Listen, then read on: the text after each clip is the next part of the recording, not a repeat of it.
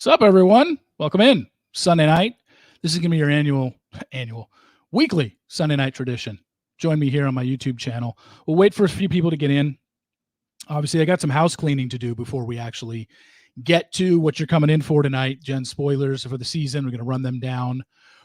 One thing I am going to do, I'm going to take a break after about 3 episodes and go straight to your questions. So if you want to join a super chat, go ahead. If you want to donate in any way you can, by all means, you can do that as well. All my info is down at the bottom of this post. I do not have my mic arm yet. Still using this one, but I put it over to the side so you can see my t-shirt today. So I went with, in honor of Sylvester Stallone's birthday, which I think was Friday or Saturday. I can't remember which one. You can't really go wrong with the 1987 classic, Over the Top. You know why? Because if we're talking 80s movies, Over the Top combines everything you want in a movie. Trucking, child custody, and arm wrestling. Who wouldn't want that in a movie? I know I was in. First off, when I found out Sylvester Stallone was in an arm wrestling movie, that's all I needed. I didn't need to hear some backstory about him having child custody with the kid from General Hospital. I think that kid was in General Hospital. If you saw the movie, you know what I'm talking about, but it's awesome. His name was Lincoln Hawk. Lincoln Hawk's Long Haul Trucking. Awesome, awesome 80s movie. 1987, Over the Top. You can't go wrong. Anyway, so I decided to move my mic to the side a little bit so you can actually see my shirt. I will get the mic arm. It'll be coming in from the side and figure it out. Just don't have it yet. So I do want to, by the way, if you're all in here, thank you for coming in. Appreciate it. Hit the subscribe button below. Subscribe to my podcast and subscribe to my YouTube channel because it makes it a lot easier. You'll just know. And obviously, I get that not everyone's going to be able to watch this live every Sunday night from beginning to end, but it's going to be on my YouTube channel. So if you miss it and you're subscribed, all you got to do is go to your subscriptions on YouTube and you'll see my video there and you can watch it the next day, later on that night, whenever you choose to watch it. But so a couple of house cleaning things that I wanted to get to. Number one, we all know the Golden Bachelorette is filming right now, right? And no real spoilers coming from this. I've had a few guys that I know were some of the men on Joan's season. We talked about it at the beginning of the season because Kelsey Anderson was very vocal about she would love her dad to find love and she would totally be for her dad being on the show. And I think I even brought it up at the time. I'm like, okay, Kelsey's talking about the fact that she would want her dad on the show. And he went private on Instagram literally days before filming began. So it was pretty apparent that Mark Anderson was going to be on Joan's season, and he is. Now, I have heard he got a one-on-one already, but I don't have that confirmed. I'm just throwing that out there. But he's there. Who knows how long he's going to last? Honestly, for me, I think it's... Look, I have nothing against Mark Anderson, but isn't it kind of unfair to the other guys? Because who is the one person that the audience is already going to rally around behind the second they turn that show on? It's going to be Mark Anderson because they already know him from Kelsey's season. They're not going to know any of the other guys on Joan's season. So it's like one of these deals where you're like, okay, really? Now, it could be a win-win for the show. Because the show is, look, I can't see Mark Anderson getting eliminated early. It just seems like they've got a built-in story there, So if he's there and he gets, I don't know, far enough, then you basically set him up as the next Golden Bachelor. Or he ends up winning this thing and everybody's happy because they know who Joan is and they know who Mark Anderson is.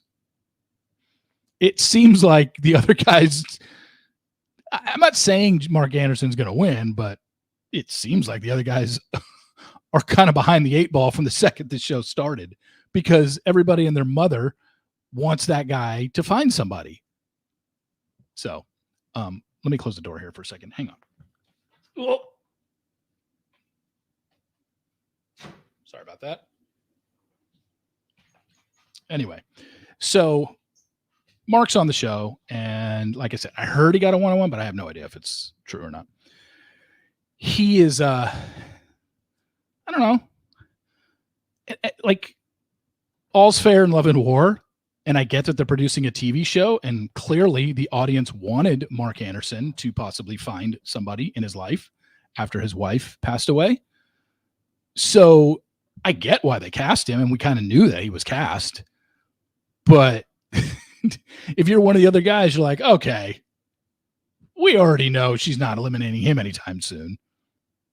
So we got that. One thing I want to mention. So this week, this Thursday, is podcast number 399. I don't know who it's going to be with. I think it's going to be with Bachelor Data. They're going to have Susanna on and talk about the numbers after Jen's premiere episode tomorrow night and just kind of look at the contestants, who went up, who didn't, or whatever. But then the following week, as you know, July 18th is going to be episode number 400 of my podcast. I want to tease it now because I think it's one of the better interviews I've ever done. And it's already been recorded, and it's 90 minutes with Clayton Echard. And you might be like, oh, more Clayton stuff? I'll say this. When I approached Clayton about coming on the podcast, I was like, look, I know you're doing a lot of interviews now, and I don't want to make this interview exactly like all the others that you're doing. We're not going to sit there and be like, okay, go back to May 20th of 2023 and tell us about that night. And let's take us through it. And it's just like, you've already heard all the Laura stories. You've already heard everything that he's been through for 9 months. You know about the judge's decision on the trial on June 10th, and then the judge's decision on June 18th. So what I wanted to do was, yes, we do talk about Laura, and it's probably the first 30 minutes of the podcast, maybe at least 30 minutes. But the last 45 minutes to an hour are more about Clayton's mental health, what this has done to him, opportunities lost. We talk a lot about his Bachelor season because this is the first time I've ever had Clayton on the podcast. So I never even got around to ever asking him about the rose ceremony from hell, telling Gabby and Rachel and Susie that he loved all three of them and what was going through his mind during all that. Like, what were you thinking? And so much good stuff there. I can't wait for you all to hear it. I thought he was excellent. Good stuff about the case, but it goes a little bit deeper than that. And I wanted to do an interview that was a little bit deeper than, hey, just tell us about how crazy Laura is. Like, you already know all that. And so the reason why I'm bringing it up is because starting with podcast number 400 on July 18th, not only is it going to be in audio form on Apple Podcasts and, Spotify, it's also going to be on my YouTube channel. Another reason why you should subscribe to my YouTube channel, because going forward every Thursday, you're still going to get the audio podcast, but you're also going to get a YouTube video podcast as well of the interview that I do, whoever that's with. I'm just going to add that to the repertoire unless you just want to watch me interview somebody, So that is something to where I'm kind of looking at it as like a way to expand this. It took me 400 episodes to finally do a YouTube video with my interviews, my weekly podcast. There's tons of podcasts out there, not even just in Bachelor world, where you see them on video form as well. Well, I wanted to join the crowd here in 2024. So you'll be getting that on Thursday, July 18th. First one up out of the box with Clayton Echard. It is 90 minutes long, and I think it's really, really good. And it's really, really informative. And I don't want to say it's unfiltered, but I think this is a Clayton Echard that not a lot of people have ever heard. And he talks about things very in depth. And we do talk about his season and the things that he said and the things that he did and the mistakes that he made. And he takes full accountability for what he did on his season. And it's just a really good interview. Can't wait for you guys to see that. So that's coming up on July 18th. So let's get started here. And I've got Jen's spoilers right here in paper. So I'm going to have to be looking down at a lot of this stuff. And Okay, I've got good news and bad news here for Jen's spoilers. The good news, let's start with the bad news first. I don't have everything. However, I will walk you through where I'm at with everything. That's the bad news. The good news is I guarantee you when the episode airs tomorrow night and we see the season trailer at the end of the episode, like they do at the end of every first episode, I guarantee you there will be things in that trailer that spoil the things that I don't know yet. So while I don't have them tonight, I guarantee in 24 hours we'll have them. And that'll be on Tuesday morning's podcast when I go over it. But I'll even walk you through where I'm at right now so you have an idea of what's going on. Even talk about the email that I got back on, I think, April 21st from the guy who said, hey, I saw Jen's guys in the barbershop today. And I'll kind of walk you through that because that's the thing that is a little bit, I guess, tripping me up a little bit, maybe. Anyway, I just want to, I wanted to, all right, let's get going. Tomorrow night's first episode, as you know, and 25 guys. There were three guys that didn't end up getting cast that were in the original 28 guys that were released on the Bachelorette Instagram page. And that was Corbin Caldwell, Hassan Joseph, and Jonathan Hess. You probably don't remember them because it was over 3 months ago. But they never made final casting. So 25 of the 28 guys that were released on the Bachelorette Facebook page made the show. As you know, Sam McKinney got the first impression rose. I posted that, I think, the day I landed in Vegas. So about a month ago, I gave you that Sam McKinney got the first impression rose. Now, here's what I will say. I teased something a while back that happens in the first episode where I'm just like, look, it's not going to be looked very positive about by the audience for what one of the guys says on the first night. And what I can tell you is it's not shown in the episode. But what is shown in the episode, I told you that there was a game of truth or dare. You will see a game of truth or dare in the episode tomorrow night once the guys are all in the mansion and it's during the cocktail party and Jen plays truth or dare with some of the guys and you see what they do. Now, during this game of truth or dare, though, the thing that I had found out about is not shown in tomorrow night's episode. But I know it's out there. Someone even mentioned to me that someone brought it up on Reddit this week. So I was like, all right, well, might as well talk about it. And I'm not going to sit here and have a long discussion because there really isn't much of a discussion. You're just either going to form an opinion one way or another. And this isn't to mean to throw hate at somebody, call them names, message them on Instagram, write nasty things in their captions. You don't have to do any of that. But during the game of truth or dare, Devin Strader was asked, I think he said truth, and he was asked, what's one conspiracy that you believe? And his answer was, I believe 9/11 was an inside job. Probably not the smartest thing to say. I particularly don't agree with that. I had to Google when I heard that. I'm like, how many people actually believe that? And it was a lot more than I thought. I think it's like 30% of the country believes 9/11 was an inside job. And I'm not here to debate whether or not 9/11 was an inside job or not. To me, it wasn't. I just shocked that 30% of America thinks that it was. Anyway, that's what Devin said. It's not shown in the episode. Jen was there. Kind of move on from it. I just don't think it's a bright thing for him to say. I don't know why you would say that. Just make something else. Just say something else on a truth. Or on the, I know he said truth and he was asked, what conspiracy do you believe in? Hell, just make up something. Why would you even put that out there? But he did. And that's what he said. And it's not shown in the episode. But just know it happened. We move on. So Brendan Barnum, Brett Harris, Dakota Nobles, Kevin McDevitt, Matt Arnold, Mose Smith, and Ricky Marinez are the 7 guys that are eliminated in the first rose ceremony tomorrow night. Not that any of those names are probably really going to ring a bell to you, but they those are the ones. I mean, maybe you'll see it coming when the episode is shown. So the first group date of the season was the comedy date. It was held at the St. Kilda's Sports Club, and it was tied into the Melbourne Comedy Festival that happened to be going on at the time in Melbourne.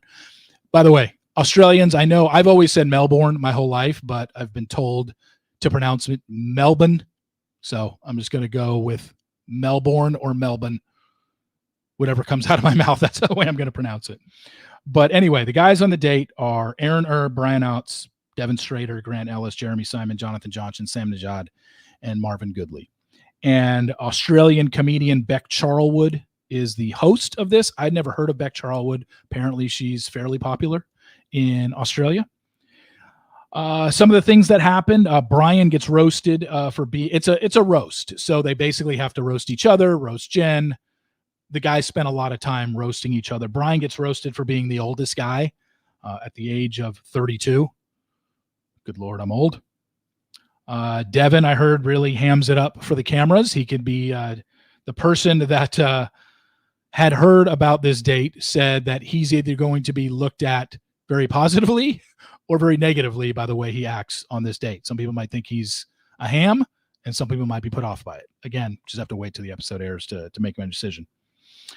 Jeremy and Jonathan were made fun of for being short. That would be Jonathan Johnson and Jeremy Simon.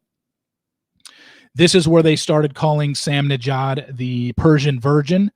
If you saw his intro video that's on the Bachelorette ABC, Sam Najad has never had a girlfriend before. So I'm guessing he gets teased by that quite a few times. Grant Ellis ends up getting the group date rose on this date.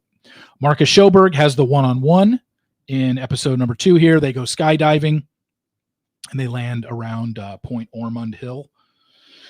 And then the second group date was 9 guys, and the group date takes place at a zoo. Guys on the date are by the way, everybody has a date in every episode this season. Austin Ott, Dylan Bucker, Hakeem Moulton, Jahan Ansari, John Mitchell, Sam McKinney, Spencer Conley, Thomas Wynn, and Thomas Azano. And Dylan Bucker got the group date rose on this particular date.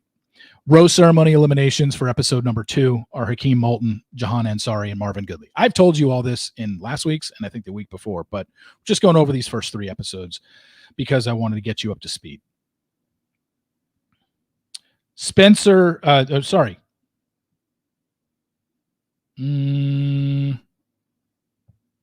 Sorry.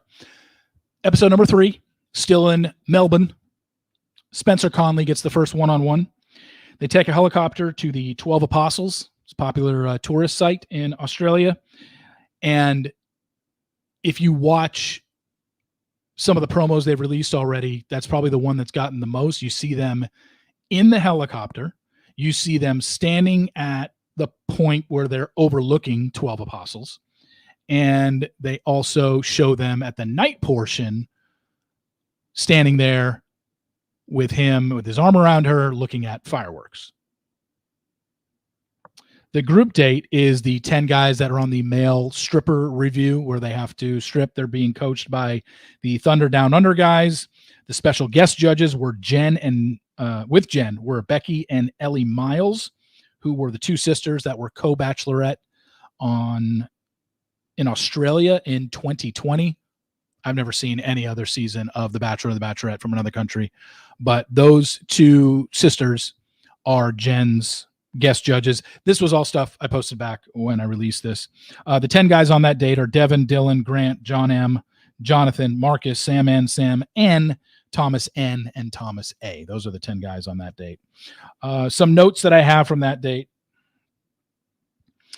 Almost all the guys stripped down to their boxer briefs at some point. Only 2 of them didn't.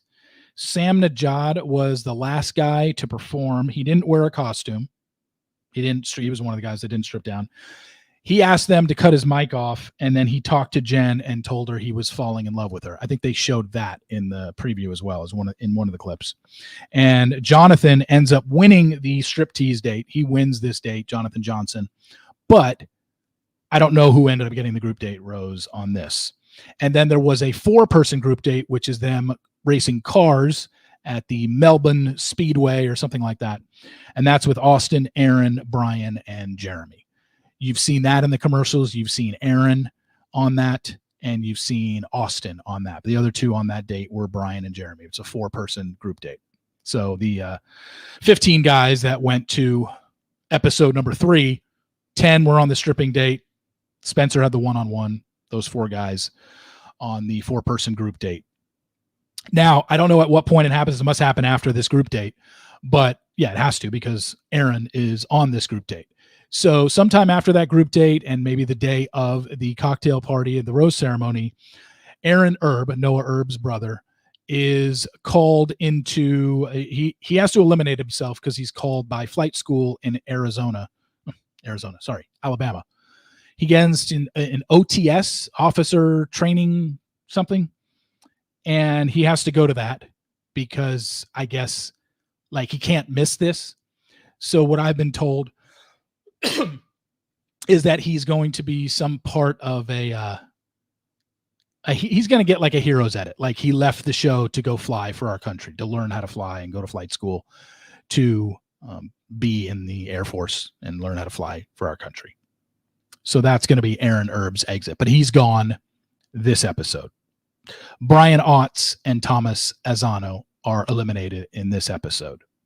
Now, here's where I say I don't have everything. And we'll get to that after we get to some of your questions. So send in any questions that you have right now.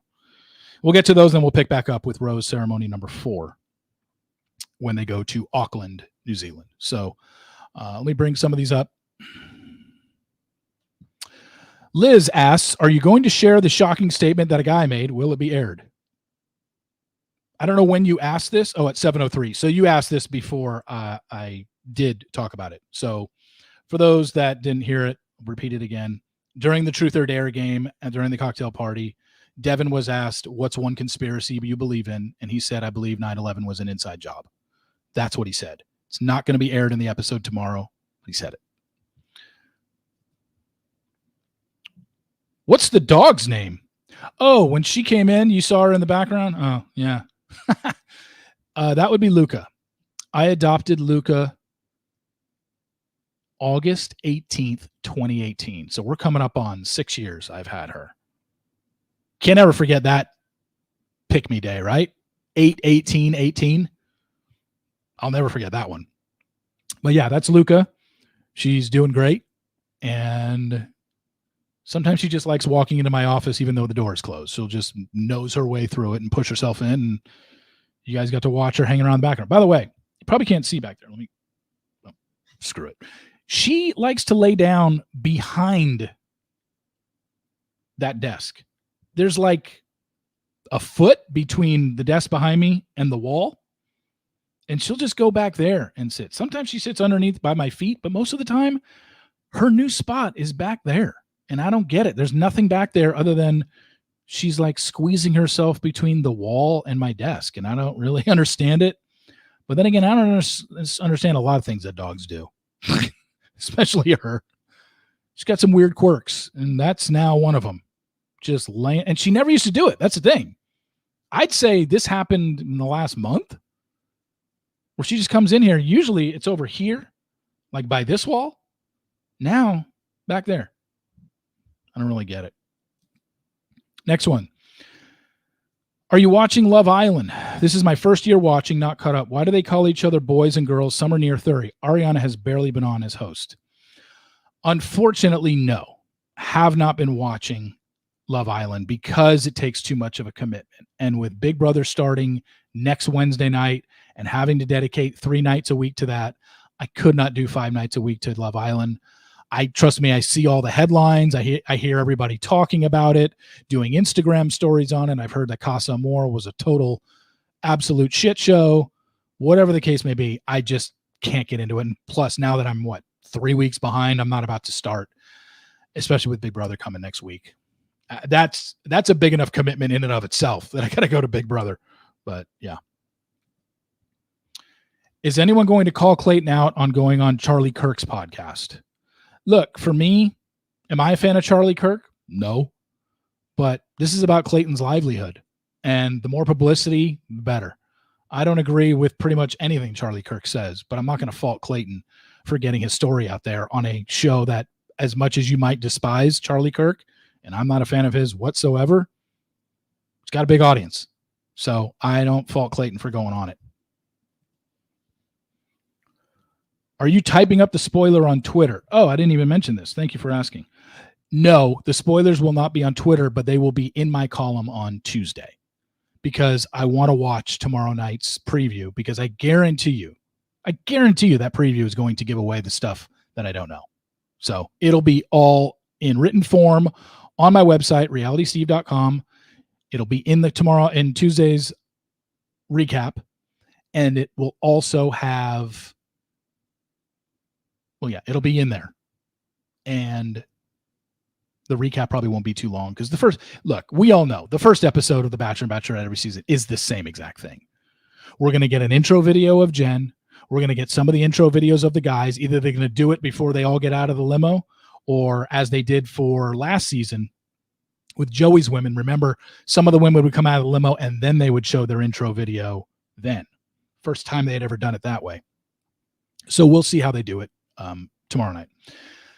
And then it's just cocktail party, give out the first impression rose to Sam McKinney, eliminations. Like, there's really nothing you can do. There's really no way to spice up an episode 1, honestly. It's the same thing every season. The only time it's ever been different were Caitlin and Britt's season, where the guys had to choose which bachelorette they wanted. And the that one bachelor season where they had 2 bachelors with Byron and Jay, and the women had to choose between Byron and Jay. That's really the only difference. Every first episode is the same.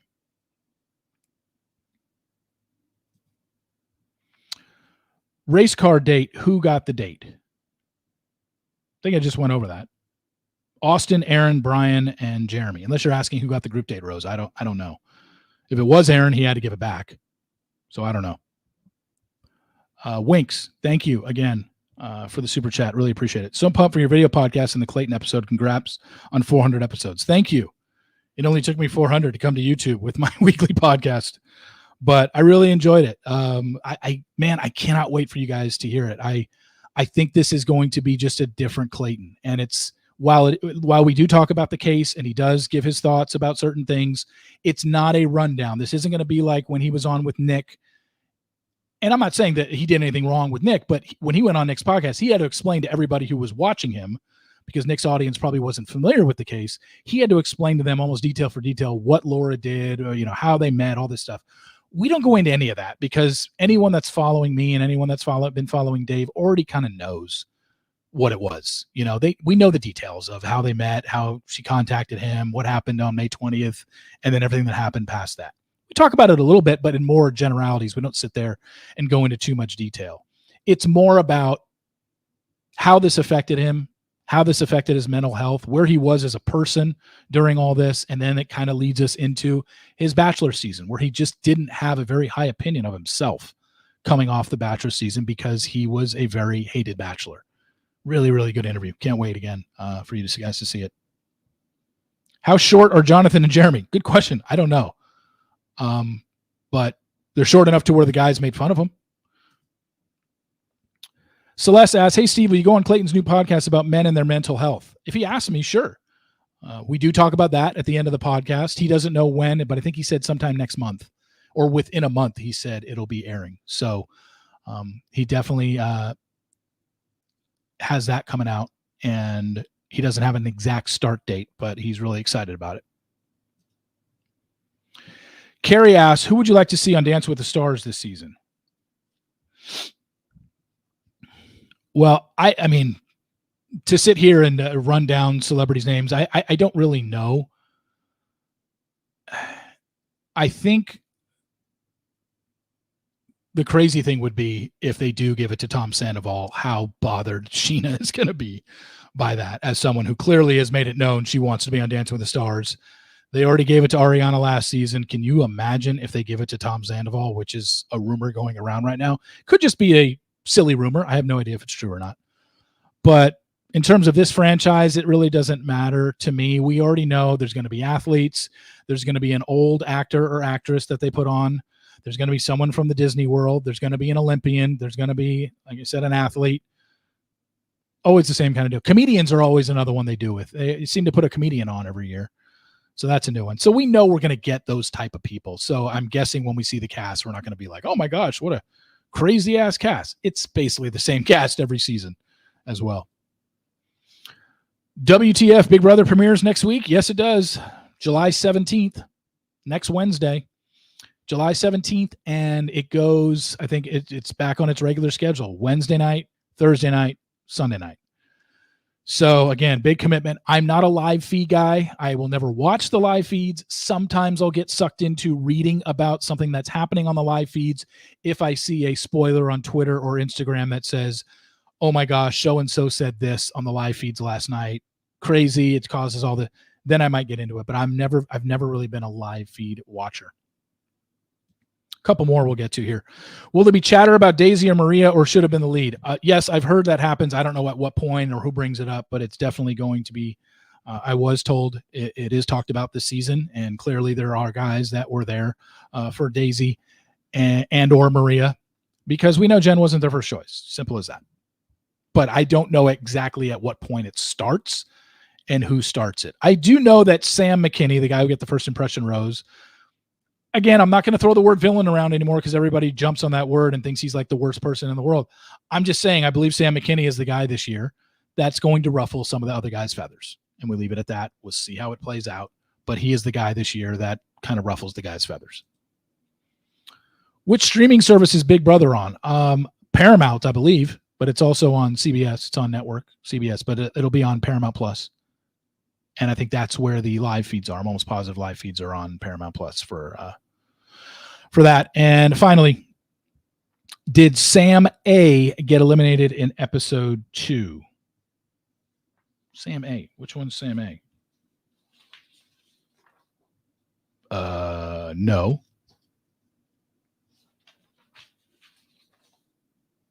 There is no Sam A on this season. It's like, wait a second, who's Sam A? There is no Sam A on this season. There's Sam McKinney and Sam Najad. No, Sam Najad does not get eliminated on episode 2. He also does not get eliminated on episode 3 either. So let's continue with the spoilers. Thank you, everyone, for those questions. All right. This is where it gets tricky. Episodes 4 and 5. I know your one-on-ones. I know your group dates, but in terms of eliminations, those that where it's almost like we need to skip ahead to episode 6, which is Seattle, because I know there's 7 guys in Seattle. So we start episode 4 with 11 guys. We start episode 6 with 7. So my guess is probably 11 to 9 in episode 4 and then 9 to 7 in episode 5. But again, this is where it's like, we're talking semantics here. What I do know is episode 4, Devin and Sam McKinney get one-on-ones. Devin, I'm pretty sure, has the Skyfall date. Showed you the picture of it last week. It was in the preview. Jen, you're like hooked up to a harness and they kind of drop you straight down. It's not a bungee jump where you like dive out.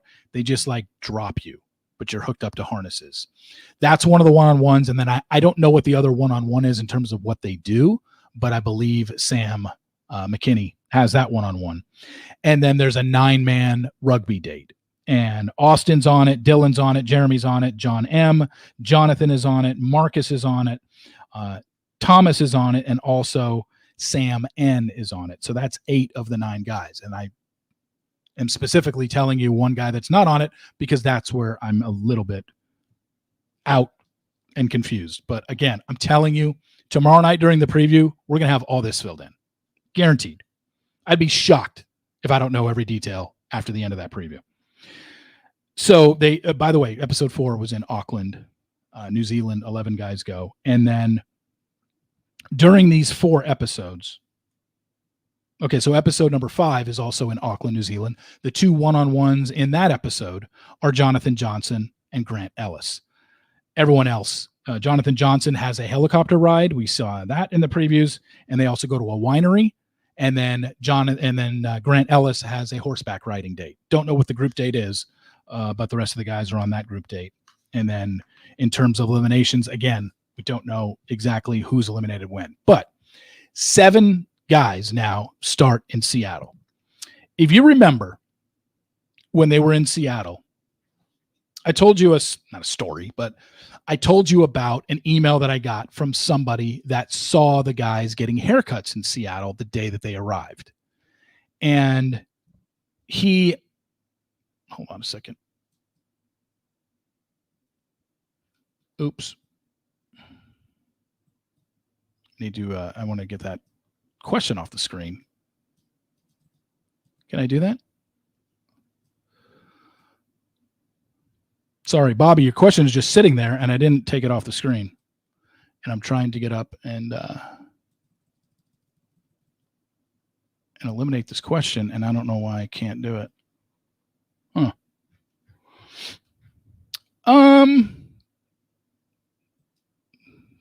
Darn it. It's gone. Thank you. All right. 7 guys in Seattle. And remember, I told you somebody told me, and I'm going to show you the message that he sent me. So I'm going to bring this up. So this is the guy, and this is what he sent me. And he said, I noticed some of the guys getting a haircut. And I said, if you look at the guys on my feed, could you identify them besides Marcus? Because Marcus, it was the day that Marcus was having his one-on-one. So clearly that was one of them. And he said, these for sure. And he sent me 4 pictures.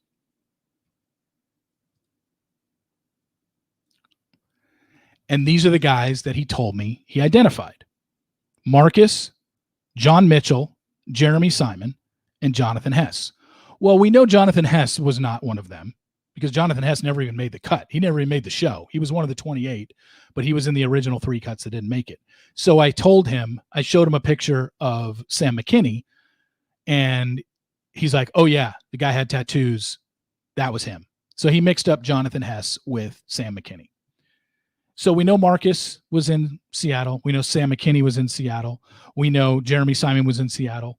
We know that Devin was obviously in Seattle. We know that, what's his face? I'm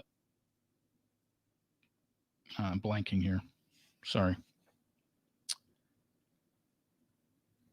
Marcus, Jeremy, Devin, Sam McKinney, Grant Ellis, Jeremy Simon.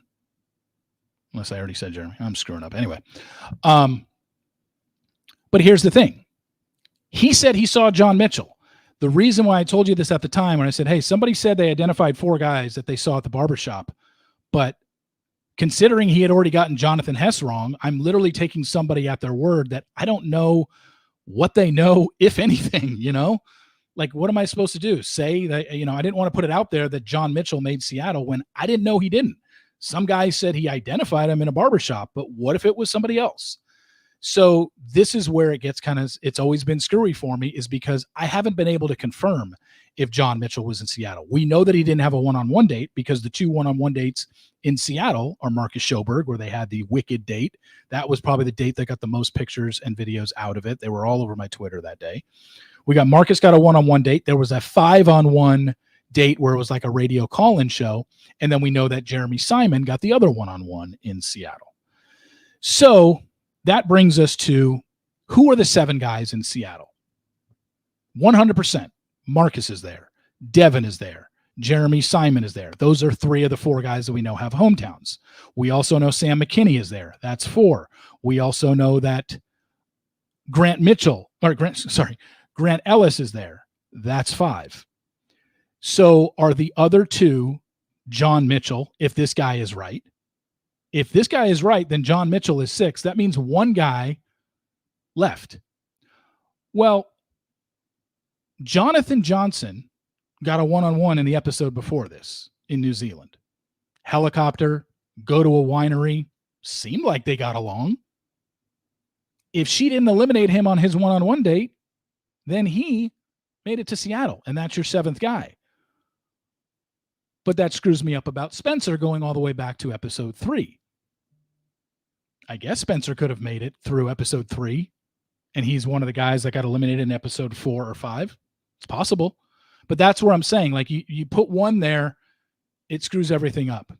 So the bottom line comes to this.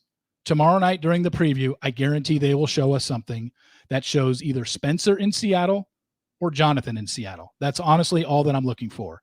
If Jonathan or Spencer is shown in Seattle, they are your final four, and they are final three, because I know Jeremy Simon got eliminated at hometowns. So your hometowns are Marcus, Jeremy, Devin, and then right now, either Spencer or Jonathan. And when that preview comes out tomorrow, I'm guessing we'll know. And then whoever it is between Spencer and Jonathan, that person made final three and got eliminated at final three, because we know Marcus and Devin are the final two. So, and it's been weird, because there are parts of me that think it could be Spencer, but there are parts of me that also think it could be Jonathan, because Jonathan got a one-on-one in episode 5. Did she send him home on that helicopter date and then to a winery? I guess it's possible. But what if my guy here was wrong about John Mitchell? What if John Mitchell is Dylan Bucker? That's what I mean. That's why so it gets kind of wonky. I do know there are 7 guys in Seattle, and we know for a fact who 5 of them are. Marcus, Devin, Jeremy, Grant Ellis, Sam McKinney. That's 5 of the 7 in Seattle. If this guy is right and his eyes didn't betray him, John Mitchell is number 6. But John Mitchell did not make Final Four. So that means whoever that 7th guy is did make Final Four, because Grant Ellis gets eliminated in episode 6, and so does Sam McKinney. So there's your answer. It's either Jonathan or Spencer. And I got to believe we'll know tomorrow night. They might even show Jonathan and or Spencer at a clip from their hometown, a clip from them in Hawaii. If you see any clip tomorrow night in the preview of Jonathan or Spencer that doesn't look like a location that's Australia or Seattle or New Zealand, then that means that it was either a hometown or Hawaii. That means that they're your final 4 and final 3 guy. Or we see them or you see Jonathan and or Spencer in Seattle. I don't think both of them made Seattle. So it's very possible Spencer made it through episode 3 and made it through his one-on-one date, but then was eliminated in episode 4 or 5 and never made it to Seattle, because we only have 1 spot left for Seattle. I hope this all makes sense to you. Does it? If it doesn't, I totally get it. So hometowns, I can tell you, that's why I keep saying whoever is the 4th hometown is also our number 3 guy, because Jeremy Simon is the guy that got eliminated at hometown dates. He finishes 4th. So your final 3 are Marcus, Devin, and either Spencer or Jonathan. And then we kind of go from there. Marcus, by the way, I do have a picture of Marcus's hometown date, which I didn't show before. This is Marcus. Sorry, not Marcus. This is Devin's hometown date in Houston. It's very far away, and I forget the name of the park. I should have written it down. But this is the picture I got. Remember I told you the whole thing about my spam email? The day of Devin's hometown date in Houston, someone sent me this, but it went to my spam email because they sent a picture. And obviously, if someone sends a link or a picture, it doesn't directly go into your inbox. Well, this was Devin hometown date in Houston. And then we get to Hawaii, and your final 3 are in Hawaii. I did have the picture that I posted on Twitter that the day before the final rose ceremony of Marcus leaning over the balcony, doing the whole pensive look and looking out into the distance, whole thing. And then I have been telling you, I've got a picture of Devin in Hawaii as well. I just haven't shared it because I didn't really feel the need to, but here we are the day before the premiere. Figured I'd show you that picture as well. So here is Devin in Hawaii.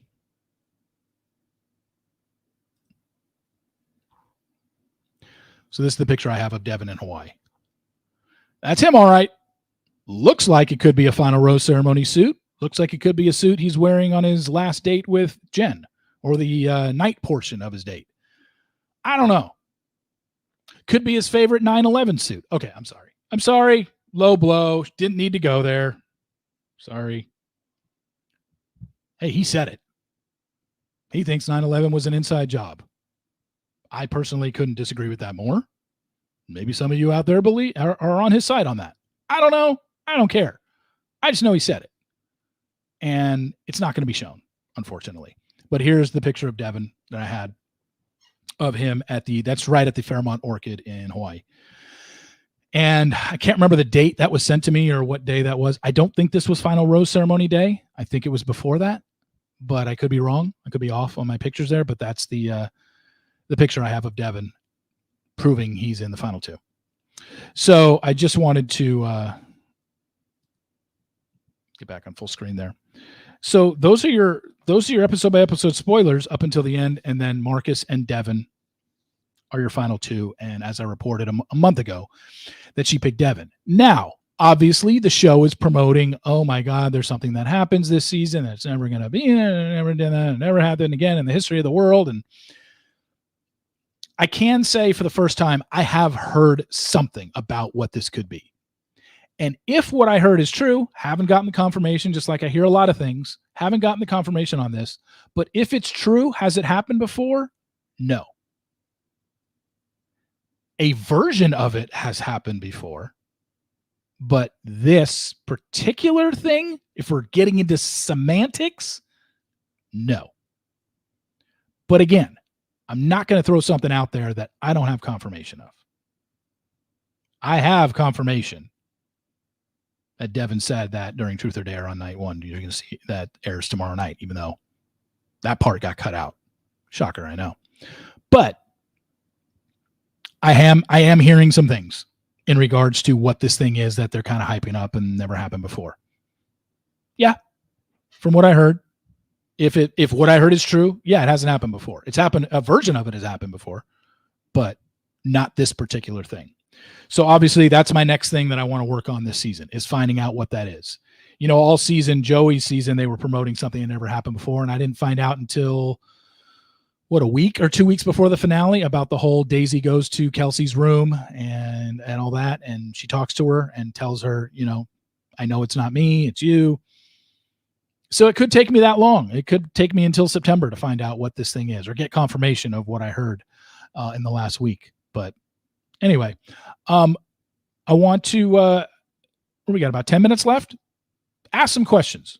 Get some questions in, and we will, I'll get to more of your questions. Hey, Steve, what about Brett? He is a first night elimination. He goes home tomorrow night. Did I not say his name in the beginning? No, I did. Brandon Barnum, Brett Harris, Dakota Nobles, Kevin McDevitt, Matt Arnold, Mose Smith, and Ricky Marinez are your 7 that get eliminated tomorrow night. Do you have Devin's picture? Well, here it is again of him in Hawaii at the end. This was, again, I can't remember the date this was sent to me. I don't think this was sent to me on Final Rose Ceremony Day. I don't think. So I don't know if this is his Final Rose Ceremony outfit or not. But he's clearly in Hawaii here. This is taken at the Fairmont Orchid Hotel. So that's what we got for Devin. Take that back off. What else we got going on? Let's go back to the live here. And again, thank you for anybody who's donated, anybody who has sent anything in super chats. I really appreciate it. LaDon, thank you very much for the Venmo payment. I really appreciate that. And this next one, is there already a front runner for next Bachelor? It's tough to say at this point. We know how the show works. They usually like taking somebody who finished in the final 4. So, you know, you got names like Marcus, Jeremy, Spencer, or Jonathan, whatever one of those guys is in the final 4. I just don't know enough. It's too early for that. They don't, they've probably not even put out feelers yet, other than they probably have somebody in mind, but in terms of talks and, fittings, as we dealt with that whole Maria and Jen stuff, we don't know that quite yet. Deb asked, do you know if they're still together? As far as I know, I haven't heard anything in regards to a breakup, but again, it's another thing that just year by year, you get the spoiler out there, and then it turns into, okay, but are they going to be together, or have they broken up, and whatever. And just look, and I'm sure somebody will ask, well, does Jen believe 9/11 was an inside job if she heard Devin say this and yet she picked him? I don't know. You're gonna have to ask her. I have no idea what her mindset is. Steve, how do you rate your spoilers? Like, is this season spoiler more or less reliable than Joey? I don't really rate them, because nothing I say is going to convince anybody of anything. You know, I try and do my best every season. And, with Joey's last season, I had every detail about the season right, except for the ending, which sucks, because obviously the ending is pretty much what you're judged on. So I could sit here and say Jen being engaged to Devin is 1,000% right. It's 1,000,000,000% right. It doesn't matter what percentage I stick on it, because if I say if I say I'm 100% sure, you're going to be like, yeah, but sometimes in the past you said you're 1,000% sure. So how do we know? It's like, you don't. So that's why I say, you're like, look, watch the season play out. Everything I've been told, I believe it to be true that she chose Devin and she's engaged to Devin.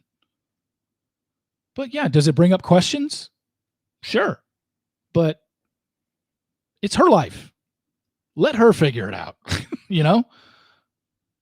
It's not for me to sit here and judge and jump down her throat because of it.